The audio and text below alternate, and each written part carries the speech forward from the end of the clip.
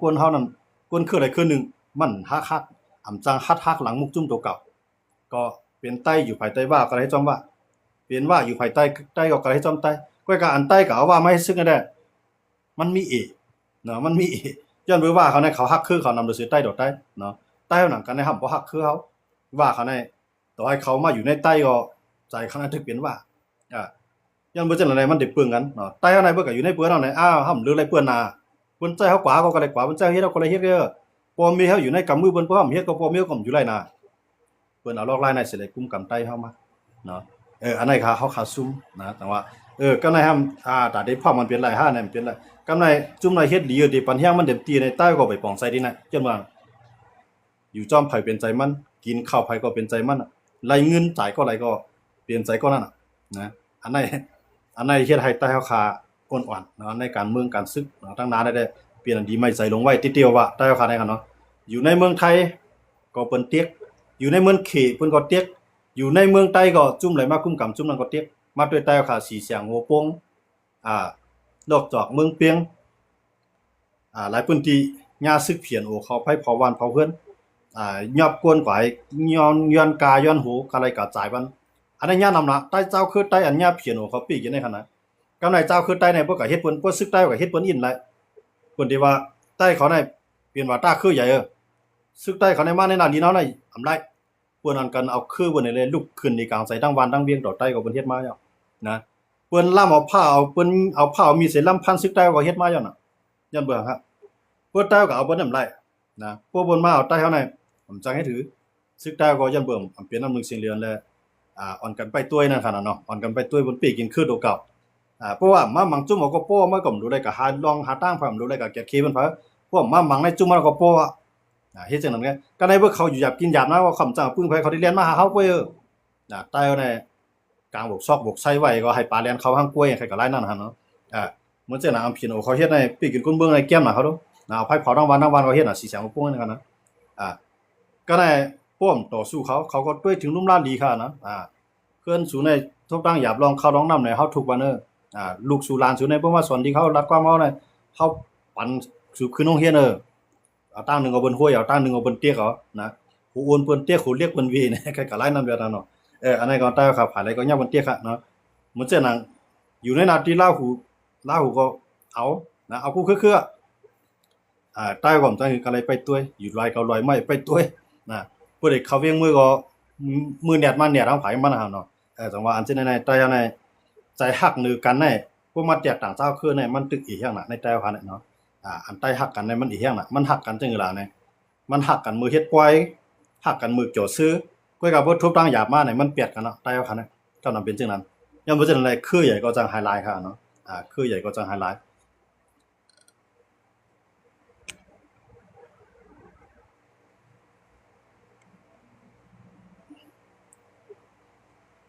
ว่าเฮาเข้ามาเรียนเพียนด้วยดีๆเนี่ยตั้งนานนะพี่น้องขอนกันวนด้วยครับว่าโคกของเมืองใต้เนี่ยมันมีโคกของกากคันใหญ่หลายๆค่ะเนาะเสียงเหลียงเสียงเขียวป่าไม้จืนเลดถาดเลเอือดอันกาขันใหญ่หลายๆคำเนาะตั้งแต่มีน้ำโขงเขาลงมาในของมีน้ำโขงเปลี่ยนคำลงเอาทั้งห้องเอาครับเนาะเพิ่นก็เอาคือเบิ่นพวกข้าวแห้งให้เพิ่นเอาไรว่าข้าวฮื้อในเบิ่นจังเอาไรย้อนน้ำมันขึ้นเครื่องเบิ่นลงถึงปืนไรเพิ่นก็จังเป็นพิษเอาก้นเบิ่นให้ข้าวเพื่อข้าวแห้งมาเนี่ยเพิ่นลากคือเบิ่นคือเนาะเอาเพื่อข้าวแห้งแต่เพื่อข้าวคือเบิ่นลากคือเบิ่นคือเนาะเพื่อข้าวแห้งมาเนี่ยเพิ่นขึ้นเอาคือเบิ่นมาตำ เป็นตาหลายลำค่ะเนาะหลาย10ลำอันนั้นมีน้ำโขงเฮานั่นหมดแล้วเนี่ยเพิ่นเอากันเอาคำกำไรจอมห้วยจอมหลอดที่แล้วเอาคำเอาเพิ่นเอากวนเพิ่นมาเอาเดียวใต้ได้เปิ้นปันกว่าว่าได้กว่าทางใดมันมีกวนเบิ่นเอาไหนเพิ่นนั้นหามาอย่างเดียวนะกว่าจอมตางมาจอมตางให้ใต้เนี่ยนะพวกกว่าเอานั่นก็อย่าไปเข้าเถือนเข้าป่ากันลิใต้มื้อนึกำอยู่ริมหาลีก็เหยียบยามหมากเพิ่นเนี่ยเพิ่นกลางหมากให้หลอกๆแหลกให้บางพวกก็ญาติเนาะเพิ่นปันก็ซื้อตามมาซื้อตีนก็จอมตางมาจอมตางให้ ใส่ๆมากก็นอนไห้ยังไรเรื่องไรกูน่ะกำไรนะใต้เขาน่ะย้อนว่าน่ะเขามีซึกเป็นเอ็นแห้งปนเปื้อนอำได้เป็นเอ็นแห้งปานเฮาเนาะใต้ในเฮ็ดซึกนำเลยเปิ้นเนาะใต้เขาเนี่ยก็เฮ็ดซึกในว่าก็นำกว่าเฮ็ดซึกในกูกลางก็นำหมดแล้วเนี่ยเนาะกว่าเฮ็ดซึกในคางก็นำน่ะกว่าเฮ็ดซึกในมานก็นำหนาหมดแล้วย้อนเบิ่งมานก็เก็บคั่นน่ะกว่าเฮ็ดซึกในผีเดียบก็นำน่ะเนาะอันอยู่ในคูเขียวคูลายก็เป็นใต้ส่วนใหญ่ก็อยู่ในเมืองลาวก็เป็นใต้เป็นส่วนใหญ่ ก็ ก็กลับเป็นเอ็นแห้งลงเปิ้นกูผายอันเป็นเอ็นแห้งใต้ได้เพราะมาว่าซื่อๆงอันเป็นเอ็นแห้งใต้มันคืออาจสิเรียกกันนะอันเป็นเอ็นแห้งใต้ไว้รักษานาลิ้นไว้นะอันนั้นก็เพราะว่ามันได้รักษาอะไรก็คือเพราะว่ามันก็เย็บยัดตัวปลามันบ่ไรก็เย็บยัดตีนมันบ่ไรมันก็พร้อมได้รับเพตาสิเนาะก็กับใต้ก็ฮู้ทั้งฮู้อยู่นะก็กับว่าไปยอมรับลองเตมันน่ะผมยอมรับลองเตก็ว่าเฮาเนี่ยรู้จักเพเจ้าคือเฮารู้จักกันนั่นน่ะอยู่จำไผก็รู้เหตุการณ์นั้นปันก็นั่นเฮารู้เลยเปิ้นแต่เฮาเนี่ยมันจูง่ายจังได๋ครับเนาะมันจูง่ายจังได๋ก็ลืมง่ายเนาะคุยเอาง่ายส่วนเอาง่ายนั่นคั่นน่ะอันนี้ก็เป็นทางอยู่ยอมลงใต้ครับเนาะเพราะเฮาเข้ามาด้วยเนี่ยเงารายการเมืองใต้เนี่ยที่เป็นเงารายอันสุกซักเลยเปิ้นเนาะย้อนเปิ้นเฮาปล่อยจุ่มอยู่กองกลางในเตรียมเมืองขึ้นมาเนาะกูคือมีกองกลางหมดคั่นเนาะก็น่ะมีกองกลางจุ่มใดจุ่มเดียวกับเปิ้งเมืองใหญ่เมืองลงกับเปิ้งจุ่มใหญ่จุ่มลงมาเป็นอินแห้งลงตาได้อยู่มักอยู่จุกมันกว่าไรคั่นเนาะแต่ว่าอันนั้นได้เป็นปัญหาเมืองใต้ค่ะมื้อเลียวต่อมื้อนาได้ก็ตื่นเต้นทบตังหยับเตะตอนตาใต้คั่นเนาะกำไรซึกมันก็จังครึ่งเตะน่ะเนาะเฮ็ดก็เฮ็ดมาในใต้ในกำเริสุดมาในแลบที่ได้ปึงอีซึกมันขึ้นนี่คั่นเนี่ยเฮาทำเฮาด้วยเนี่ยนะย้อนมื้อสังได้เข้าวันนั้นล่ะเนี่ยเพราะว่าซึกมันเมื่อกุ้มกับในเวียงไหลกวนในเวียงนั้นก็โดเฮ็ดซึกเฮ็ดเสืออยู่กว่ากินกว่ากืดกว่าท่ามกว่าหาป้ายมามีก็สร้างขอนกว่าที่ไหนก็กระเดียนกว่าอ่อนกันป้ายเขาอ่อนกันป้ายเขาเวียงอ่อนกันป้ายเขาเวียงไงเพราะว่าวันนอกเพราะว่าในศึกษาเจ้าคือมากุ้มกับในวันนอกหน้าปางก็อยู่หยับกินยาไปก็ป้ายเขาเวียงได้มื้อคอนกันในเวียงวันนอกก็เบิ่นเอาป้วนเบิ่นปล่อยก็งบเงียนนักศึกมาเนี่ยอยู่กว่าใต้เอาขาดอย่างเงี้ยจังได๋เพราะเฮานานป่องใจเขาเนาะเพราะนานป่องใจตั้งนานให้เปลี่ยนอันดีไม่ใจดานลูกหลานใต้เอาขาดเตะเขาเนาะมันจังนั้นเฮาขาจังได๋ก็มันมาครึ่งกลางก้นเอาขนาดนะอยู่ครึ่งหน้าก็พวกในหมอก40-50ปีแล้วค่ะเลยนะเฮาจังได๋นะอันเป็นลูกหลานเฮาขาได้10อยู่กว่าแท้ง7-80ปีตั้งหน้าเนาะอันที่เกิดขึ้นมาก็มีทั้งนำเนี่ยอันนั้นแหละคนหลวงเฮาก็รู้เลยวนป้าปันลูกหลานเฮาขานั่นค่ะเนาะอันเพิ่นเฮ็ดการบ้านการเมืองการไปมามีการซื้อการจัดให้เพิ่นวนแต่วันเมืองเพิ่นคือเพิ่นเขาเนาะใต้ก็เลยวนป้าตาวันเฮาเมืองเฮาคือเฮาซื้อเฮาจัดเฮาลูกหลานเฮาวันมื้อหน้านั่นขนาดเนาะอันนั้นก็ตอนตาใต้เฮาค่ะเนาะก็ได้เฮาขาขึ้นมาด้วยทางเหมือนเช่นนั้นอยากไข่เขาเมื่อติดตายยาวห้าอันนั้นได้เมื่อก็เมื่อเราตั้งตายก็ทำเมื่อตายตั้งเอาวันนั้นนะกวนในเกิดมามันเราตั้งตายเงยนะลาดในเมื่อบอกกันได้แค่นั้นก็ได้เฮาขาขึ้นมาด้วยทางว่าเงาลายเมืองย่างเขาดูเปลี่ยนสิ่งหลาเนี่ยเมืองย่างเผือกกับเฮาว่าเนาะเมืองย่างเผือกเมืองย่างเหลี่ยมเฮามาด้วยในเมืองย่างเผือกนี่ก็ปดด้วยได้เขามังกันแก้มนะเขาก็ยึดพื้นที่ซึกมันในนำก็การย่างเผือกเขาก็ยุบย่อมเหมือนใต้นะครับเนาะเขาก็ยุบย่อมยันเบิกเขาเป็นจุ่มก็จุ่มไม้ก็อำพมกันเนาะพวกขำพงกันในมื้อเจ้าหนังย่างเขาก็กำนึกสุดมากเขาก็ได้ขึ้นย่ามมาในขึ้นเขาซิเอาขึ้นเองก็เนาะย้อนบ่สั่งในมื้อในมาในมายิบมื่นดังไทยเนาะไทยก็ซ้ำใครรักษาเด่นดีมันกัดเย็นเนาะอำปันแห้งย่างเขาติย่างเขาก็การกล้ากันใครก็ทบบ้างอย่างเขาก็มื้อนี้ก็เรียนจุกขี้เองก็เขาก็นะย้อนบ่จะได้ต้องว่าเมืองย่างแหลงเมืองย่างเผือกก็ในตาได้ปลดปล่อยไรนั่นเขาก็ไปง่ายเนาะจนบ่ซึกมาในขึ้นมีเฮียงไอ้ขึ้นตึงขึ้นมากขึ้นก็ในมื้อเจ้าหนังอยากขายในตื้อตั้งอันที่ไรเนี่ยมันมีก็มีอยากขายแก่เนาะอยากขายในตื้อตั้งดอกที่ไรเนี่ยมันได้สูงไว้อยู่ย้อนเบอร์มันเป็นเมืองที่ซับติดปางหลายก็ลองนึงก็อยากขายเขาในคำไรตึกกันหนังกันขึ้นก็ในถามว่าได้ปืนผาเมืองก้อนคออันนี้ได้มันก็เต็มไรเนาะมันก็กะอำนาจต่อรองการซึกต่อซึกมานั่นมันก็ได้สูงในปืนบ่กันนั่นแกเหมือนจังอยากขายในกันนะย้อนเบอร์อยากขายเขาในเขาเฮ็ดติก็เขาก็ตั้งตับซึกมาในก็มันไปป้อขึงมันขนาดเนาะมันไปป้อขึงก็ไปป้อฮู้จี้จิ้มลองเปลี่ยนคุณมันเด้ไปมันเหมือนใต้แล้วน่ะเนาะบ่ใต้อะไรมันไหลจามจี้จิ้มมันเป็นคุณไม้ก็มันไข่ลืมยังอ่านไปล่ะเนาะอันเป็นพ่นมาน่ะเนาะมื้อเลียวก็เปลี่ยนถึงนั้นไว้อยู่มันจะอยากขายในเขาไปเลยเป็นคุณในป่าน้ำเข้าไปเลยเป็นในไปเลยเป็นคุณในเถื่อนในป่าขึงแฮงเนาะยันบ่จังได๋แต่ว่ามื้อเลยก็เขาก็เฮ็ดเต้เนาะเฮ็ดเต้เขาก็พร้อมมันเต้เนาะภายนึงก้นเมืองก็ดูปันแฮงหลายภายเนาะมันดูปันแฮงทุนแม่นไหนมันก็ย้อนนั้นเลยเขาจะได้เฮียงเขาในเขาก็รัดว่าจำได้ยึดไรหมดอ่ะก็ยึดไรหมดในสายตาก็อำไรหมายถึงว่าเขาได้ปืนผาก้อนขออะไรขนาดยันเบิกคำไปมีดเฮกันนำกลางครับเพราะว่าทางอีกนึงได้พวกเขาปล่อยก้นเขามีปิงหญ้าเนาะก็ไล่ปิงหญ้าที่เหมือนเจ้าหนังยูเครนเขาเนี่ยเนาะไล่อันเฮกลางดังกลางหาวมาเหมือนเจ้าหนังด้วนน่ะเนาะมื้อเลยในกะปานมื้อเลยในมีเครื่องบินในพวกมีด้วนเนี่ยมันยังเกขายหลายดังปัญหาดังกลางหาวในคั่นนะด้วนในเหมือนเจ้าหนังด้วนในมันก็ต่อสู้ไล่เหมือนเจ้าหนังมานเฮาปล่อยด้วนมาเนี่ยมันก็ต่อสู้ไล่เนาะเหมือนเจ้าเฮลิคอปเตอร์มาเนี่ยมันปล่อยด้วนมันบินใส่ไล่นะอันเจ้านี่ก็จังขึ้นเกมมือกันไล่อยู่เพิ่นก็พวกมาด้วยดังอยากขายคั่นนะก็ อยากขายในกำไรป้ายมามีในเมืองอยากขายในมันพอมันกุ้มกำไรมันไหลแก๊สไหลน้ำมันน่ะมันจะขี่เขาที่ไหนก็กัดได้ไหลหยังมันกินหาเนาะย้อนบ่อยู่ในพื้นที่มันหาเนาะตั้งนานเนี่ยมันก็ได้ไหลอ่าเฮาได้ไหลไปตัวอยากขายนะตื้อตั้งตัดได้ไหลนะมีอยากขายงั้นให้สูงไว้คั่นเนาะกำไรบ่มาด้วยมันจะหนังช่างเขาที่ไหนก็ญาอินเดียในมีอยู่ทางตั้งให้ซึกมันบางทางไล่เนี่ยช่างก็ในเจ้าคือในเมืองช่างก็ผ่านเลยเพิ่นหมดย้อนเอาเลยแต่ว่าเมืองช่างแล้วก็ตาได้ปลดปล่อยเมืองช่างเขาก็ซ้ำมีเป็นตลาดจุ่มหมู่เดือนหมู่ก็บ่ได้เขามีจีนเนี่ยบอกว่ากันเนาะไว้หลังมาเนี่ยเขาก็แจกกันมาอันเป็น PDF ช่างก็มีอันเป็นจีนเนี่ยเขาก็มีมันมีบอก3ผ่านก็เนาะมันจะหนังเมืองช่างนะครับเนาะย้อนเอาแล้วเมืองช่างก็ไปแอบอ่องเนาะก็ในเมืองขางแล้วคำว่าด้วยเมืองขางตั้งนึงก็เขมีตั้งนึงก็มันมังอย่างตั้งนึงก็มีหน้ากามีไต้เหลียงอันลุกขึ้นต่อสู้ซึกขางอ่ะเนาะแต่ว่าซึกขางก็ที่เอาเต้ๆก็จังมันก็ได้นะเดี๋ยวเต้ๆมันก็ไปไล่ก็มันก็การไล่งบงี้ต่อเคเนาะมันก็จังคางก็ได้ว่าผู้อุปกันตั้งซึกมันบ่ซึกมันยอมเฮ็ดงำเย็นปล่อยเฮาใน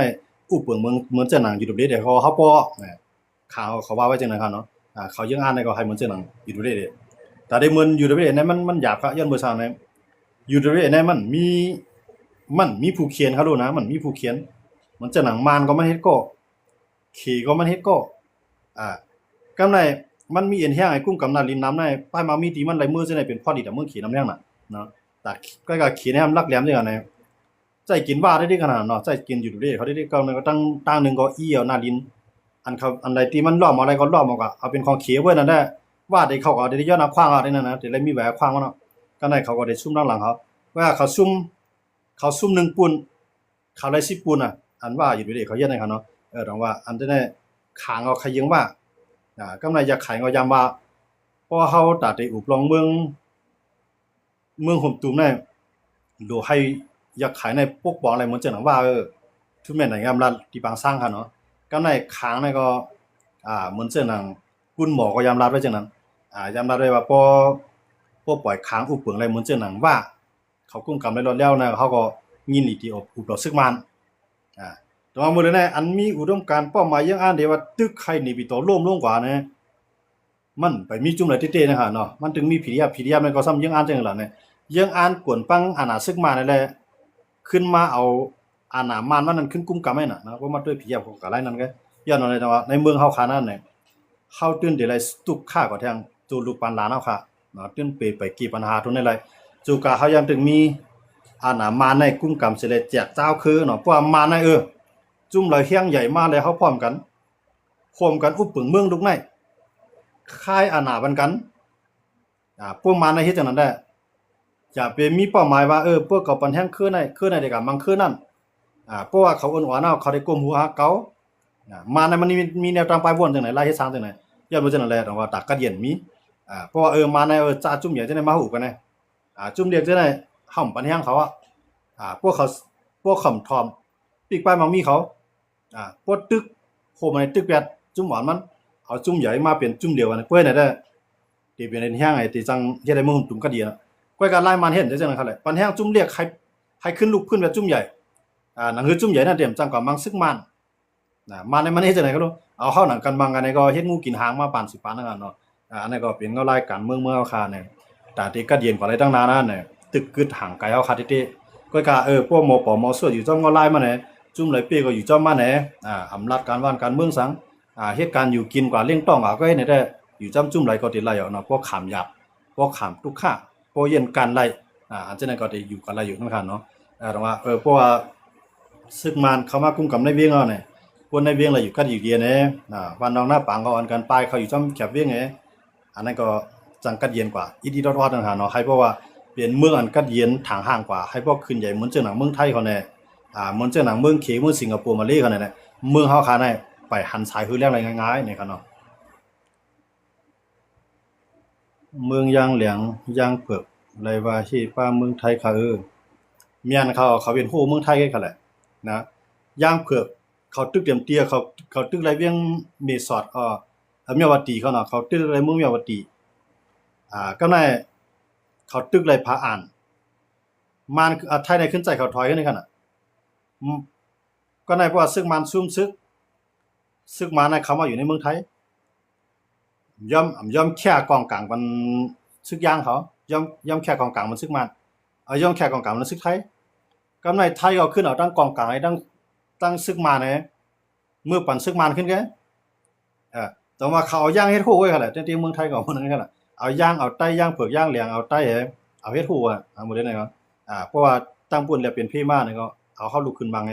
เพราะว่ามันกัดเย็นมานเลยไทยก็เฮ็ดโกกันแน่เขาเป็นฮู้น่ะว่าซื่อๆหั่นนะเขาได้ตอหมอกตัวเต็มมีเย็นแห้งไงก็หมอกอยู่กับไร่เนาะหมอกอยู่กับไร่หมอกกินกับไร่หมอกมีตับซึกไร่แต่ก็ให้เพราะว่าเขาได้จอยเขาได้เตะให้เขาลุกขึ้นต่อซึกมันให้เขาก็พัดกันมาพวกไรกินดีไต้ไรกินโหมื่นพวกไรกินดีมานไรกินหลักแสนหลักล้านมันบอกให้ก็มานะครับแหละไผมีอาหนาก็ลุงปองจึงแทงเมืองนึงมันติที่ก็จะอาหนาในส่วนใหญ่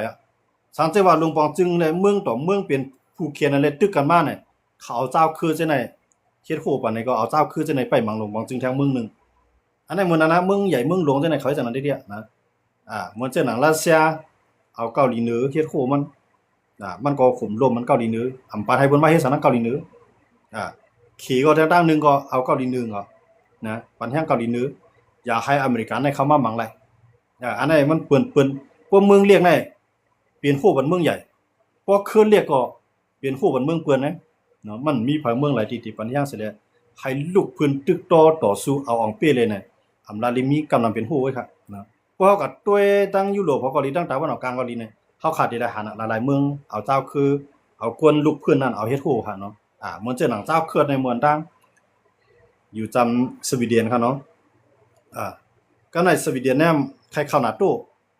ก็ในว่าสวีเดนที่ใครเข้านาโตในสวีเดนนำยามปันแห่งเจ้าเคิดซ้ำใครแจกเอาเมืองตุรกีเนี่ยตั้งเป็นเมืองเคิดก็ในตุรกีซ้ำว่าพอใครให้สวีเดนใครเข้านาโตให้กึดลือลองจอยแถมเจ้าเคิดย้อนบ่ตุรกีที่เจ้าเคิดนั้นเป็นผู้เขียนกันย้อนบ่เจ้าเคิดนั้นใครแจกเอามันติดๆเนี่ยเป็นพื้นที่ของเขื่อนนะครับเนาะตุรกีกับอุปนเขานะครับเนาะกำในเมื่อนั้นได้สวีเดนได้ปันแห่งเจ้าเขื่อนเต็มที่ครับไว้กับพวกมันเป็นพ้นที่ตะเขื่อนตาสวีเดนเข้ามาเนี่ยสวีเดนเขาก็ยอมเฮาเตรียมจอยเจ้าเขื่อนละเฮาได้เลยเข้านาโตกำในตุรกีมากับสังกัดต่อรองต่ออเมริกันว่าเพราะเฮาไล่เครื่องบิน F35 ขายบ้านเฮาก็ได้ปันให้สวีเดนเข้ามาในนาโตก็ในสวีเดนเนี่ยเป็นเมืองเตียนเฮ็ดเครื่องก่อกลางไร่ลียาก็เป็นเมืองที่มีเงินค้ำก็ในอเมริกันก็ใครเอาเข้ามาอยู่เป็นลูกจุ่มนาโตยุโรปเขากำนำก็ใครเอาเข้ามาอยู่ในลูกจุ่มนาโตเป็นอย่างหลวงนึงเนี่ยก็ในตุรกีก็ต่อรองนะเพราะอเมริกันยอมปันเฮาสวีเดนยอมเฮ็ดจอมขอตกลงเฮาก็ได้ปันปืนไฟเขียวปันให้สวีเดนเข้ามานาโตเนี่ยอันนั้นขนาดมันเป็นการมันเป็นการแลกปิ่นเขาแลกปิ่นนะฮะเนาะแต่ว่ากำเนิดซื้อมาในเจ้าเคิดอันใดตายแต้นต่างสวีเดนก็มีดังนำนะเพื่อกำเนิดซื้อมาในสวีเดนก่อนใจเคิดก็ต่อถึงบ่ได้อำไรเมืองก่อนขอนะเคิดในลุงผ้าในพวกจุ่มอยู่กองกลางว่าเจ้าเคิดในเฮียงใหญ่เหลือเกินนะในลุงผ้านะครับเนาะก็ในพวกทั้งเอเชียตะวันออกเฉียงเหนือออกเฉียงใต้ว่าที่เป็นตับซึกยึดเวทเข้ามาอยู่ไว้อันเป็นจุ่มอยู่กองกลางเฮียงใหญ่เหลือเกินมันเปลี่ยนไว้จังได๋ครับเนาะหลายๆเมืองมันมีจุดมีกองกลางภายในเมืองนี่เด้เนาะก็เพราะว่าอันในอาเซียนเฮาค่ะนั่นน่ะมันได้ว่าจุ่มอยู่กองกลางเอ็นแฮงใหญ่หรือเพิ่นอันลุกพื้นนะเฮาว่าเนาะติๆมันเขาสิลุกพื้นอยู่ได้มันได้ลุกพื้นเนาะก็มันเหมือนหนังในผาห้างลุกพื้นมันแต่ลงบางจึงเนาะจอยก็มันมีอำนาจในพื้นที่มันเต็มที่ปักปึงลักเมืองเขียนแต้มขึ้นมาทางกล้วยมันเครื่องกองกลางลักนักติดต่อหลายเมืองใหญ่กำซื่อมันจะหนังเมืองเขตอันนั้นอยู่ได้ในช่างใหญ่ไว้ที่ไหนครับแต่ว่าใต้นะตึกต่อเตปุยไทยก็ไทยหมอกเฮ็ดฮู้ปฏิมาซึ่งได้ก็ต่อที่ปืนขี่ก็เอาเป็นเส้นทางการค้าขายว่าอันไหนถ้ามันเจอเมืองลาเนี่ยก็มันเป็นป้ายมามีตอนดักขี่แหละที่ๆมั้งนะใครบ่มาโหมาใต้ได้ใครบ่ในลุมฟ้านะให้เรื่องเขียวเลียงใต้เฮาเนี่ยบ่ปกอะไรจังเปิ้นเนี่ย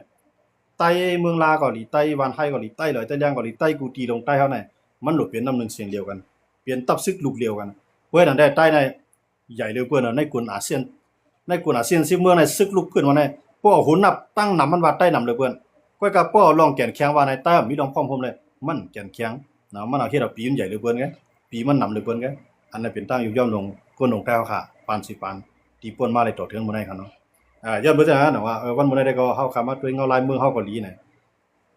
จุ่มเล็กจุ่มลอกเกาหลีจุ่มใหญ่จุ่มหลวงเกาหลีเนี่ยมันเป็นโคเลยเป็นเส้นทางปลายบางมีบันตอนตากเปิ้นเมืองเปิ้นกะตาได้ควักอาณาปาวาเปิ้นเหมือนจังเมืองเฮาคันไหนไผกุ้มกำไรจุ่มอยู่กองกลางน้ำจุ่มอยู่กองกลางทั้งหลายจังไหนเหมือนจังนังมีหมดให้เขาแหละเนี่ยหากินหาเขหาเอาหาโตหาตังไล่เข้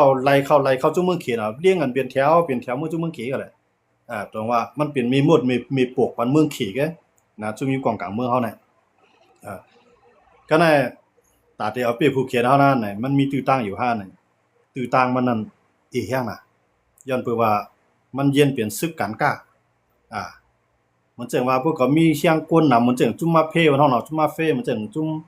ไผมีเสียงซึกนำไผมีเสียงกวนนำมันก็ปลายมามีก็กว้างขวางอ่ามันเหมือนเสื้อหนัง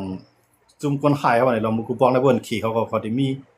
จ้างแก๊งซามูไรเนี่ยเนาะจุมหาเขาขวาได้เขานำหน้าเป็นโจร พวกเขายึดไรมาเนี่ยมันเป็นอาณาจักรของเขาหน้าที่ของเขาเนาะมันใครกับไรนั้นได้หมดเลยเนี่ยใต้ยึดกองกลางเนี่ยจุ่มก็จุ่มไว้สร้างไอ้นี่ขึ้นมาได้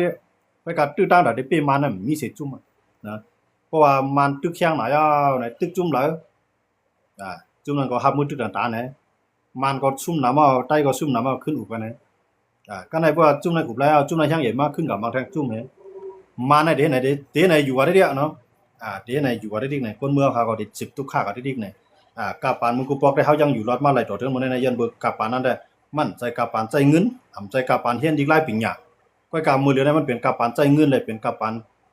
ลีกหลายปิญญาเป็นกาปานอันนั้นโหลและเคขิงอันดังการไผมามีเนี่ยเฮาสามารถตกอยู่ในภาวะการเมืองการศึกอันครึมมาอยู่เนาะเหมือนฟ้ามืดมัวไว้อยู่นั่นหันติปางแรงหลายเนี่ยอันไหนคนคือไตเฮาโหลมีน้ำใจป้ายว่วนเหมือนเจ้าหนังว่าเขาอยู่ดีแล้วเขาเป็นจุ่มเดียวกันนะเขามีอำนาจการอันเฮ็ดไงผู้ใต้เฮ็ดได้จังนั้นได้ใต้เนี่ยได้ขึ้นเป็นตับซึกกันแข็งแข็งขึ้นมาขึ้นเป็นเจ้าเคลื่อนแข็งแข็งอันก็อยู่ต่างเมืองในเมืองที่ว่าในเมืองไทยว่าอันอิ่มมือในการที่เพิ่งอิงเมืองเปิ้นได้เนี่ยมันใครขึ้นไล่แผ่นดินเจ้าเขาเนี่ยมันขึ้นนำน่ะไปก็เข้ามาคำที่ซึกเขาค้านะครับเหมือนเส้นหนังตอนหลอกให้อยู่ก็ต่อเพื่อหาหุ้นมาบนก็ได้รีบเปียดหาหุ้นมาบนได้รีบเปียดเปิ้นไปขุดโหงอะไรมาก็นั่นแกเนาะอันนั้นได้ใต้เฮาหลีปองใจคั่นเนาะเอาครับเสียงก็ยินชมขอบใจนำพี่น้องขอบคุณเจ้าที่เข้ามาปัญหากันในคำขึ้นในคั่นเนาะอ่านข่าวลาดกว่าเจ้าได้เตรียมถูกกุมยันใจก้นหลายก็อยู่ก้วยกะบ่ฮักซึกคือเฮาเตๆได้ยืมย้ำว่าเขาก็มันข่าวลาดได้ตีปองใส่กันอยู่ในคั่นเนาะเอาครับยินชมกันกูก็เสกำในคั่นเนาะคำขึ้นในก็ไม่สูญทางกำนึงครับเอาครับไม่สูงอันที่ของตอนของผักที่ฝากมาปันกันเนาะซึกได้นำเสียหลายเหมือนขี้ควายปานน้ำในคั่นเนาะอันนั้นก็ลองตีมันอยู่ครับเอาค่ะเสียงก็ยินจมว่าอันพี่น้องเขาเตรียมตังมาเขาเนาะเลือดใต้ในเฮาหลวงมีน้ำใจเหมือนเสียงหลังเจ้าอยู่เขาแน่นะมันว่าจูดุมเมียวนะคะเนาะเฮาหลวงมีน้ำใจเหมือนเขเขาแน่เฮาหลวงมีน้ำใจเหมือนว่าเขาแน่เฮาอย่าไปมีน้ำใจเตียกกันนะเพราะเฮามีน้ำใจเตียกกันได้เหมือนมานว่าน่ะมานเขาได้ย้อนเบิกเขามีแนวไปวนเตียกกันได้วันมื้อนี้จองมานได้อยู่กัดเย็นครับพีเดียก็ได้อยู่กัดเย็นซึกมานก็ได้อยู่กัดเย็นที่ย้อนมานกันเตียกกันใต้ก็ซ้ำหนาเรื่องม่านแท้เนาะม่านได้จุ่มไหลผิดกันก็เขายังมีจุ่มนึงเปลี่ยนลงบองจึงเขาอยู่ใต้เฮาในซ้ำผิดกันในหน้าลิ้นเฮาก็ติดซี่ก็คำร้อยอ่ะเนาะอันนั้นได้ถามว่ามาในใต้ในเงาลายมันเคยเหมือนกันอยู่ก็ก็ให้เพราะว่าใต้เหมือนม่านเฮาก็เหมือนติๆนั่นเก่าเนาะย้อนเปิ้ม่านเขาได้เขาเป็นลงบองจึงเนาะใต้เฮาซ้ำเปลี่ยนไว้จุ่มอยู่กองกลางมันนำหลายๆกันนั่นขนาดเนาะเอาค่ะยินจมค่ะถูกใจที่ข้านนะครับเนาะเอาค่ะยินจมค่ะที่ปัญญากันครับเนาะเอาค่ะไม่สูงกันนอนรับพันเดียนใส่กรรมนะครับเนาะ